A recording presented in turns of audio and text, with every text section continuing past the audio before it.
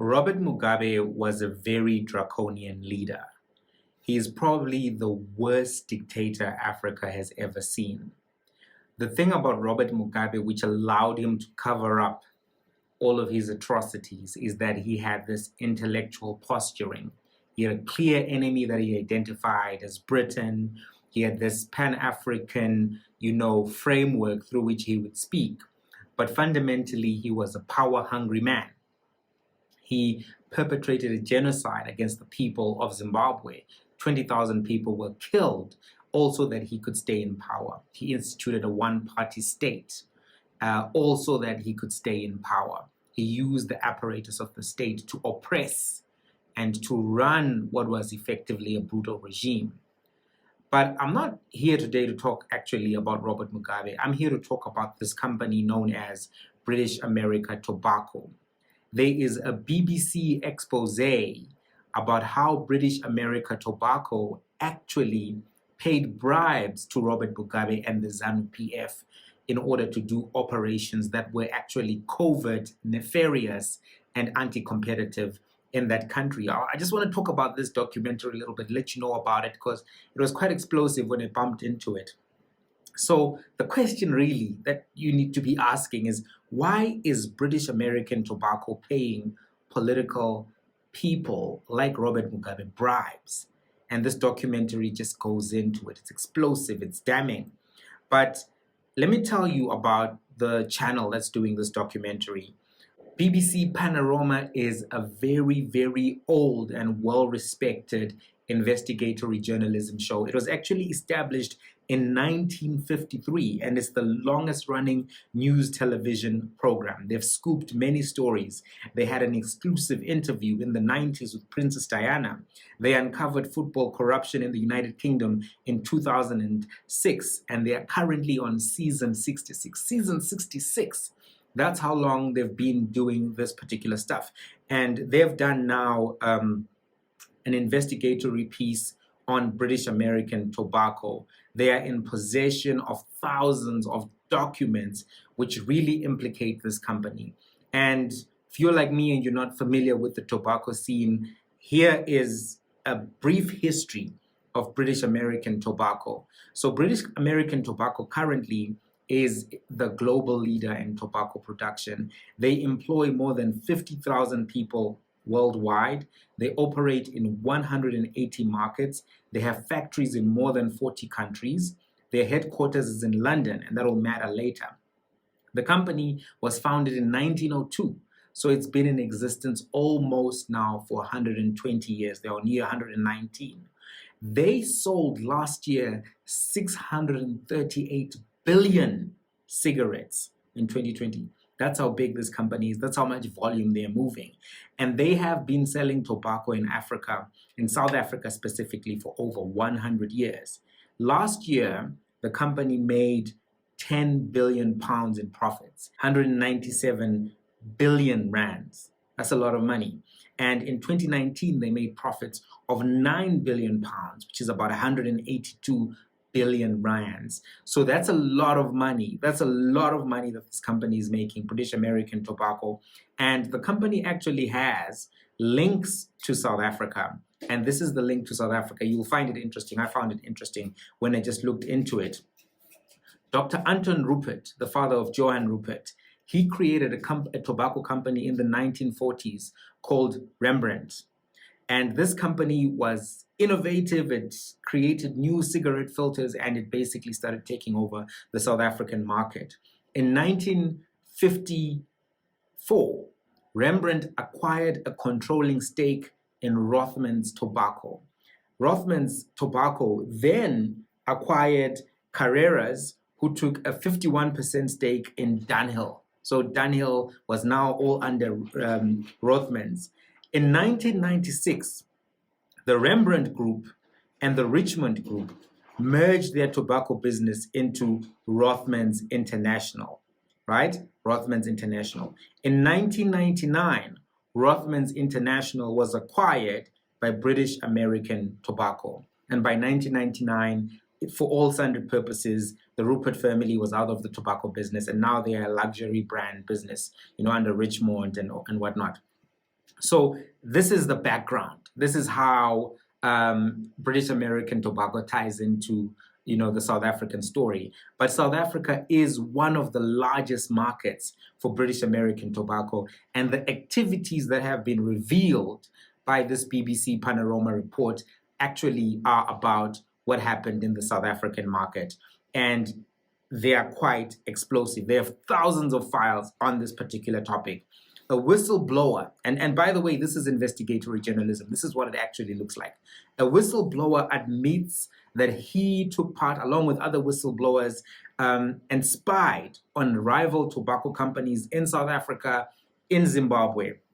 He says that they were funded by British American Tobacco for those activities, right? And they have actually like riveting information. You should watch this documentary.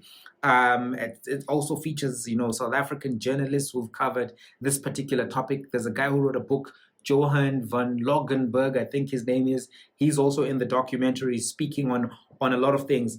But basically, this is what they did. This is the gist. Without spoiling too much, I'm not covering everything. This is basically what they did.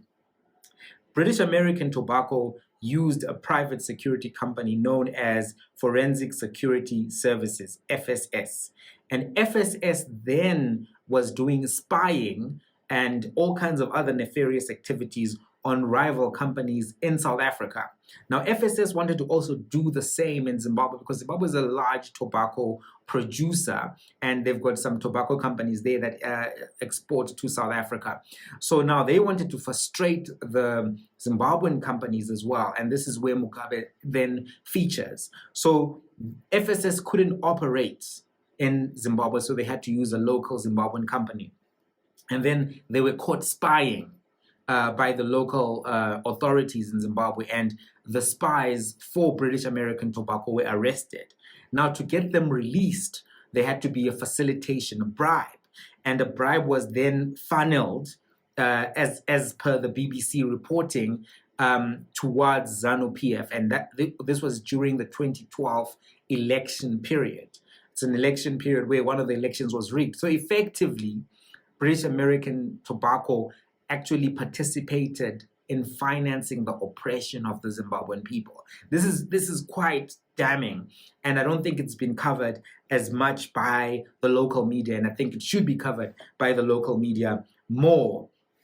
Now, the reporting is that $500,000 was channeled towards Zanu PF and to Mugabe to make sure that those people could be released. They could be released. They asked British American Tobacco about this. You should watch the documentary and then see if you are satisfied with the work that BBC has done. I just thought this is quite explosive, what has happened.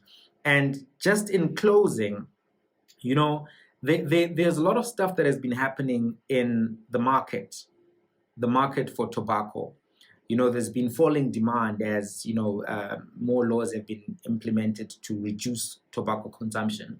There have been cheaper rival products on the market, and there have been alternatives to tobacco on the market, all of which would definitely concern the global leader, which is making 10 billion pounds a year, almost 200 billion rands a year in profit, in pure profit. So there would be a concern, of course, around all of these things.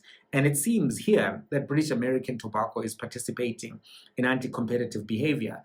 The fundamentals of competition are that, you want to have a market which is multiple products available to the consumer, so that one, the companies can innovate and compete on price so that the customer gets the best price and the best innovation in that particular market. And so lawmakers try to make sure that there isn't market dominance and that there isn't abuse of market dominance where it does eventually exist. And where there is abuse of market dominance, those companies are actually participating in what is therefore illegal activity themselves. Now, what British American Tobacco said is that it was okay what they were doing because they were fighting tax evasion and illicit trade. But it looks to me that they were trying to actually make sure that they were the only player in the market. And because now they basically dominate cigarette sales. I don't smoke, but I know that British American Tobacco is the game in many markets, especially in Africa. Now, this company, British American Tobacco, is based in the UK. And this is where you can then begin to see the difference between South African investigative journalism and international investigative journalism. I want to tell you what I mean by this. In 2015, the BBC obtained hundreds of documents. Now they've got thousands, but they showed hundreds of documents in 2015 that revealed how BAT had bribed politicians, public officials, and tried to frustrate the lawmaking process in East Africa. You know, a lobbyist working with the British American Tobacco Company named Julie Adwell Owino arranged bribes of over 25,000 US dollars for public officials in Rwanda, Burundi, and the Comoros Islands, trying to manipulate public health care policy in respect to cigarettes. So this is a crime in the United Kingdom, bribing, and it's especially if you're doing it to get a competitive advantage or to get a benefit for your company. You know, you can perhaps say you're making a donation or lobbying or whatever, but if you're doing it for specifically the benefit of your company, it's considered a bribe. And this is what the BBC is chasing. They're chasing a conviction for British American Tobacco with this special office, which is called Serious Fraud Office. It's a serious fraud office in the UK. Now, they handed in these documents in 2015 to this SFO office in the UK, but the case was closed due to insufficient evidence. But now BBC has come back saying we've investigated, we've got whistleblowers, we've got more documents, we've got more testimony, and we're submitting these documents, thousands of documents, back to the FSO so that they can get a conviction. Now, if you notice the difference, in South Africa, journalists will come and say that they've got scoops and information, but they won't necessarily submit those to the Hawks or the other entities that are supposed to check this kind of stuff, which always makes me wonder, that is it really real, your investigative journalism? Because I've seen now, you know, there were the fish rod licks in Namibia where they submitted documentation to the authorities, and there were arrests of ministers, etc., etc. The Minister of Fisheries and the other officials were arrested as a result of the investigation by Al Jazeera. There were the Luanda leaks, which were linked to all of the stuff that was going on in Angola with Isabella dos Santos, and those led to arrests and convictions, you know. So sometimes I just wonder about some of the investigative journalists around some of the scandals, because the investigative journalists seem to have an agenda as opposed to, you know, doing quality work. But that's a story for another day. I'm going to link the BBC documentary below in the comments section. You can watch it. But I just thought this is quite powerful, interesting journalism.